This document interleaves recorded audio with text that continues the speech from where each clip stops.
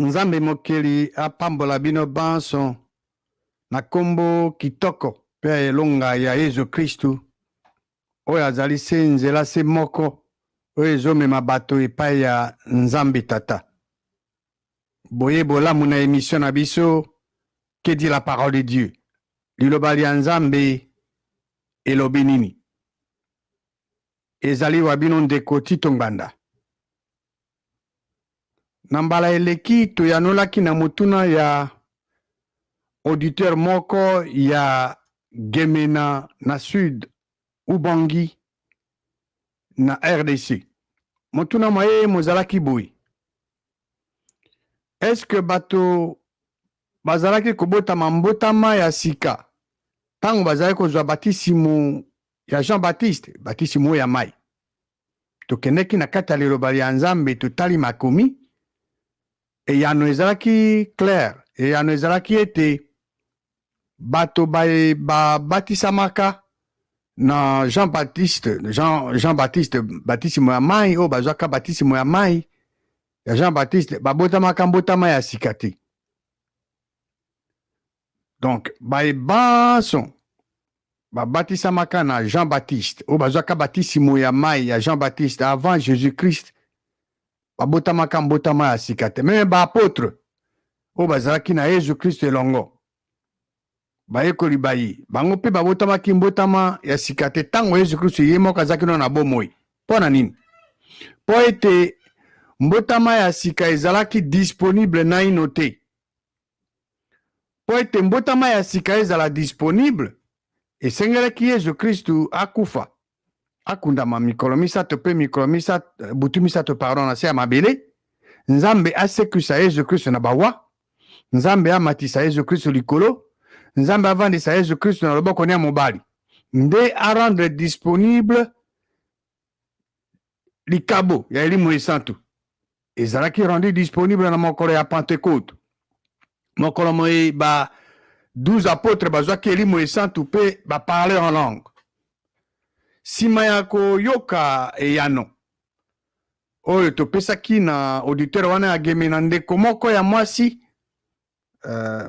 tokobenga mama aza na Afrique du Sud alingaki ayeba mai azalaki na préoccupation alingi ayeba tango bato bazali kobatisama na mai elingi koloba bazalaki kokufa na Yesu Kristo longo tango bazindisi bango na mai. Alors tango babimi na mai elingi koloba basekwi na Yesu Kristo longo. Eyano tokozwa na kati ya liloba ya Nzambe tokokelota makomi po ete mama ndeko mwasi azala édifié. Kasi na bokuse eyano ezali boy. Bato bae babatisami na mai to bazindisi bango na mai. Tango bazozindisa bango na mai eza te ke bazokufa na Yesu Kristo elongo. Pe tango bazobimisa bango na mai ezali elingi koloba te ke basekwi na Yesu Kristo elongo. Bae bakufa na Yesu Kristo elongo pe basekwa na Yesu Kristo elongo. Ezali bae babotama mbotama ya sika. Bato banso bae batatola na monoko mwa bango ke Yesu Kristo aza mokonzi na bango pe bandima na kati ya mitema mi ya bango ke Nzambe asekusa Yesu Kristo na bawa.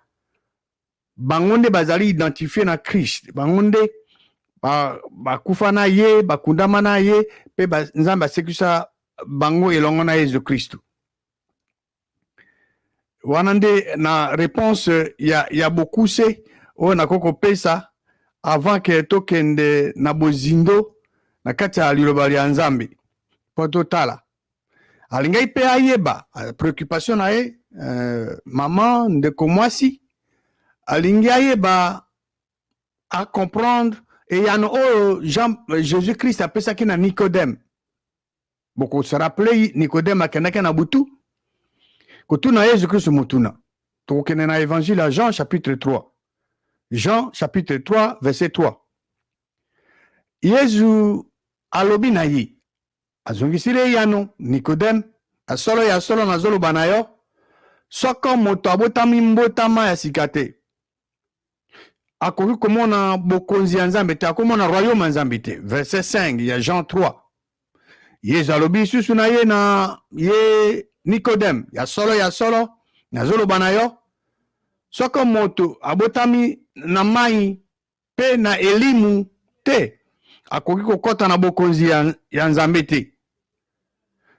Mai awa ezali utilize mai na elimu, ezali mai ya elimu, mai spirituel, mai au spirituel. Pona ko sosolo yango, pona ko comprendre yango, esengeli tokotanga tout à l'heure, ma lisolo liye Yesu Kristo azalaki na yango na mwasi babengi la femme samaritaine, wa azalaki na libulu. Yesu Kristo alobaki na mwasi wana ete ye Yesu Kristo azali mai, eke akopesa mai yango na ye, akopesa yango na ye. Ezali expliqué na plus de détails na évangile ya Jean chapitre 7. Mais tokene na esika Yesu Kristo asololaki na samaritaine likambo ya mai. Jean chapitre 4. Tokotanga verset 10 à 15. Jean chapitre 4, tokotanga verset 10 à 15. Yesu alobi na mwasi wana la femme samaritaine, soko oyebaki likabo ya nzambi. Likabo ya nzambe ezaki nani? Yene aza koloba Yesu Kristo. Yesu Kristo ye moko yene azalaki likabo ya nzambi. Yango Yesu Kristo azoloba soko oyebaki likabo ya nzambi. Nani oyo azokoloba na yo? Pesanga mai namela. Yo nde mbele osengi ye mai ya komela. Alinga pesa yo mai oya kitoko. Verset 11. Mokonzi, mwasi wana samaritaine alobi na ye, mais il alobi na ye ke ozana eloko moko te ya kotoka mai. Et puis libulu ezali mozindo. Wapi yo eloko kotoka mai yango na ndenge nini, ozango ndenge nini? Mai ya kitoko wana. Verset 12. Yo ozali monene koleka tata na biso Jacob, oyo apesi biso libulu liye. Ye moko amelaki mai maza na libulu oyo bana baye pe bamelaki yango na bibliola bia ye. Verset 13.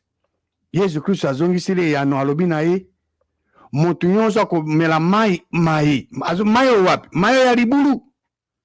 Moto nyonso akomela mai oyo ya libulu oyo azaki na ye, akozala toujours na posa ya mai. Verset 14. Kasi oyo akomela mai oyo ngai nakopesa, moto mona akoyoka su posa ya mai te.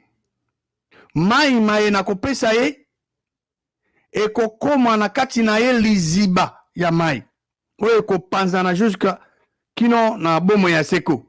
Verset 15. Mwasi wana la femme samaritaine ya Samari alobi na ye, mokonzi, pesanga mai mana po ete nayoka su posa ya mai te, epe na ya susu awa te kotoka mai. Azalaki touché na liloba ya Jésus Christ. Nazonga susu na verset 14 ya Jean 4. Yesu Christ alobi na mwasi wana la femme samaritaine, kasi oyo akomela mai oyo nga nakopesa ye, moto mona akoyoka su posa ya mai te. E mai nakopesa ye, ekokoma na kati na ye liziba, source, liziba ya mai oyo ekopanzana kino bomo ya seko. Sikawa tokende siko na Jean chapitre 7 pona baki ke Jean 7 ezopesa ndimbola ya kitoko. Et puis na Jean 7 wana kaka Yesu Kristo nazo koloba. Jean chapitre 7 tokotanga verset 37 à 39. Na mokolo asuka ezali mokolo munene ya fete, Yesu atelemaki, azali kona kotelema agangi, oyo azali na posa ya mai aya epa na ngai et amela. Rappelez-vous, Jésus-Christ a dit à la femme samaritaine que ye azali mai. Yesu alobi awa oyo aza na posa ya mai aya epa na ye po amela. Verset 38. Oyo landa bien awa oyo akondima nga biziba eza alobi te ke liziba te eza alobi des fleuves alobi te ke liziba lioko ebele ba fleuve biziba de fleuves d'eau vive ekokule na sein na ye couleront de son sein ekokule ekosopana na kati ya bozima nzoto na ye ndenge ekomami makomi alobi boye verset 39 alobi boye mpona elimu oyo bato bakondima ye bakozwa po ete elimu ezalaki naino te disponible po ete Yesu Kristu akumisamaki naino te. Voilà.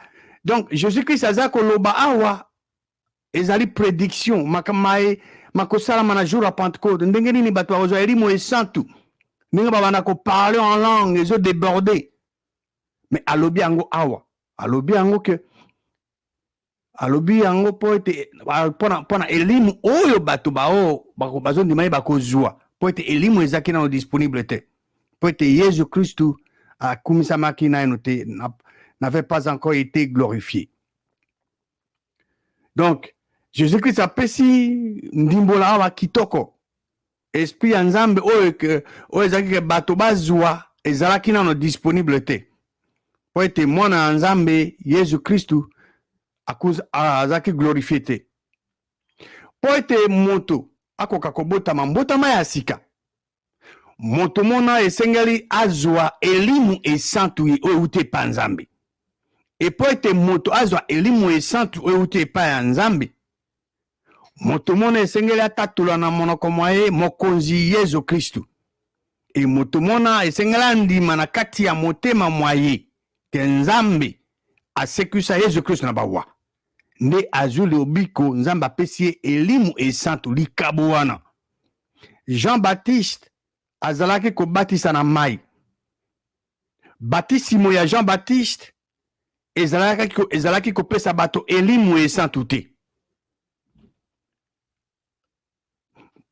me baye babotami mbotama ya sika oyo baza na elimu esantu bango nde selon Bibilia bakufa elongo na Yesu Kristu bakundama elongo na Yesu Kristu e Nzambe asekisa bango elongo na Yesu Kristu mpe Nzambe avandisi bango elongo ensemble na Jésus Christ o likolo na loboko na mobali. Toke na buku ya Romain, épître à Romain chapitre 6 verset 4. Romain 6 4. Tokundamaki na ye na Kristu na batisi monene na ntango ya liwa na ye po ete lokola Kristu asekwi na bawa na nkembo ya Tata lolenge moko biso pe tozotambola na lolenge ya bomoi ya sika. Toke sikoyo na verset 6 na boyebaka ke moto ya kala ya biso ezali moto ya kala ezali bizaleli ya biso ya kala ya mabe elobi awa ke moto ya kala na biso abakamaki na kuruse na ye na Yesu Kristu po ete nzoto ya lisumu epanzana po ete tokoka kozala lisumu te baumbu ya lisumu po oyo azali mowei oyo akufi azali libre na lisumu. Alors moto akufi akosa so lisumu te ezali simple e soki biso tokufi na Kristu tozondima ete tokovivre lokola na ye na boyebaka ete Kristu asekwi na bawa oyo asekwi na bawa akokufa lisusu te liwa eza su na bokonzi likolo na ye te po ete ye akufi e eza mpo na lisumu nde akufi mbala moko mpo na nyonso ye azongi na bomoi parce Nzambe asekisi na bawa e ntango Nzambe azongisi na bomoi eza mpo na Nzambe nde azokovivre tozali na biso bato tobotami mbotama ya sika tozali na droit moko de filiation. Bana banzambe baza na ba droit. Mais nazoloba ba droit ya mitano tozalaka nango. Moko na ba droit mitano wana tobenga na lopoto la sanctification. Sanctifié, eza kotiama à part. Soki toke na 1 Corinthiens 1 verset 30 na wana izokolobela biso quelques droits ya filiation toza na yango.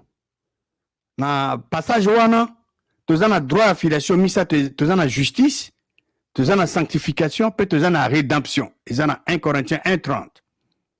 Donc tango moto abotami mbotama ya sika azwi elimu esato ya Nzambe, moto mona azozwa epa Nzambe azopesa moto mona na ngolu na ye 5 droit ya filiation oyo ezali justice, justification, sanctification, rédemption, pe ministère ya réconciliation.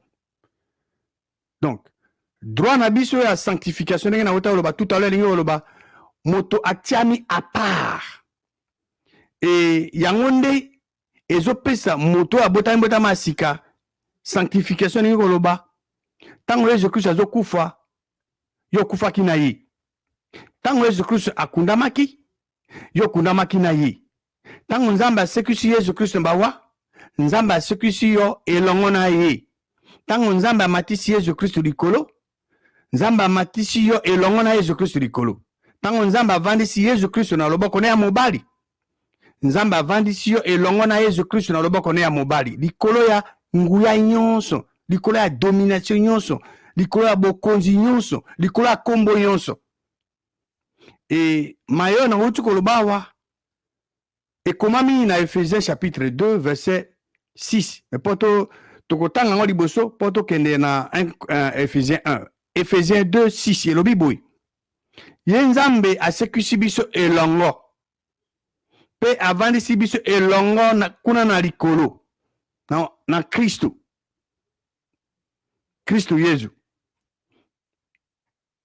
Pona que to comprendre sanctification na biso ezali droit ya filiation na kosenga na bino to kene na 1 Ephésiens chapitre 1 totanga yango nde to kene sikoyo na verset to totanga sikoyo na Ephésiens chapitre 2 verset 6 mais totanga nano Ephésiens chapitre 1 verset 19 à 21.